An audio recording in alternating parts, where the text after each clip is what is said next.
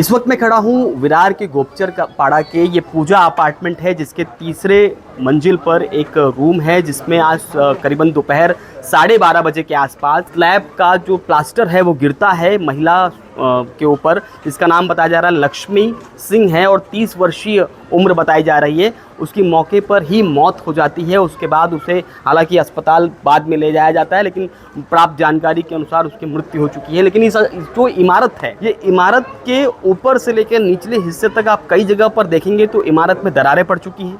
इस इमारत की सरिया बाहर दिखाई दे रही, यानी ये इमारत अत्यंत गंभीर धोखादायक अवस्था में है। ऐसे में सहायक आयुक्त यहाँ के जो गिल्सन गोंसाल्विस ने साफ तौर पे कहा कि इस इमारत में रहवासियों को चूँकि धोखादायक है, ऐसे में उन्हें खाली करने का निर्देश जारी किया है। उन्हें खाली करने के बाद वो कहाँ रहेंगे, कैसे रहेंगे, वो अलग विषय है, लेकिन फिलहाल इस इमारत को धोखादायक देखते हुए खाली करने का निर्देश जारी हुआ है। लेकिन सवाल ये है कि आखिर इस तरह की इमारतें महानगर पालिका के नाक के नीचे बन जाती हैं और वो देखते रहते हैं। सवाल ये है कि इस तरह की इमारतों को पहले चिन्हित क्यों नहीं किया गया कि बरसात के पहले ऐसी इमारतों को चिन्हित कर उन्हें खाली कराया जाए, ताकि यहाँ पर लक्ष्मी सिंह जैसी औरतों की मृत्यु ना हो पाए, बच्चों की हादसे ना हो पाए या और कोई शिकार ना हो पाए।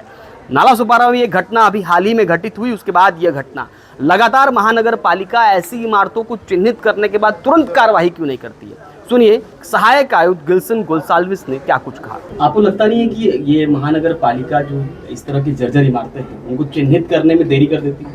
नहीं सर, क्या है ना, हम लोग तो हमारा प्रोसीजर कर रहे हैं नोटिस देने का, लेकिन कुछ तो नागरिकों को भी आपके नोटिस देने से पहले एक औरत की मृत्यु हो जाती है, क्या लगता नहीं महानगर पालिका बड़ी जिम्मेदार है इस पे? हमारे नोटिस देने का काम भी आज भी चालू है, वो हम लोग निरंतर करते रहते हैं, लेकिन वो पब्लिक का उसमें थोड़ा सा सपोर्ट मिलना चाहिए। हम क्या करेंगे, आगे कार्रवाई कैसे करेंगे? हम लोग अभी खाली करके हमको तोड़ने का कार्रवाई करेंगे। अब खाली करने के बाद ये कहाँ जाएंगे, कोई पर्याय कुछ ऐसा आप लोग? नहीं, देखो अभी गवर्नमेंट के हिसाब से तो उनको उनकी व्यवस्था करनी चाहिए, जो गवर्नमेंट की जो गाइडलाइन है वो हिसाब। और भी है इमारतें, अभी उनको भी तो हम लोग कल से चालू करेंगे खाली करने के लिए। आप जहाँ पर खड़े हैं उसी के आसपास कई सारे अनधिकृत इमारतें हैं। आपकी आंख के नीचे, नाक के नीचे ऐसी अव्यवस्था वाली इमारतें बन जाती है, आप लोग देखते रहते हैं, क्या करें? नहीं, उसके ऊपर कार्रवाई तो निरंतर चालू है, हम लोग उसके ऊपर भी कार्रवाई करें। प्रायोरिटी जल्द से जल्द कार्रवाई होगी, इस बात का आश्वस्त कर। जरूर जल्द से जल्द कार्रवाई होगी। इस घटित घटना के वक्त चश्मदीद जो महिला उपस्थित थी, उन्होंने इस पूरे मामले पर क्या कुछ कहा, वो भी सुनिए। हम लोग अपने घर में थे सर, जब आवाज आई तो बाहर निकले, बच्चा रो रहा था, खिड़की से देखे, फिर दरवाजा खोलने की कोशिश किए।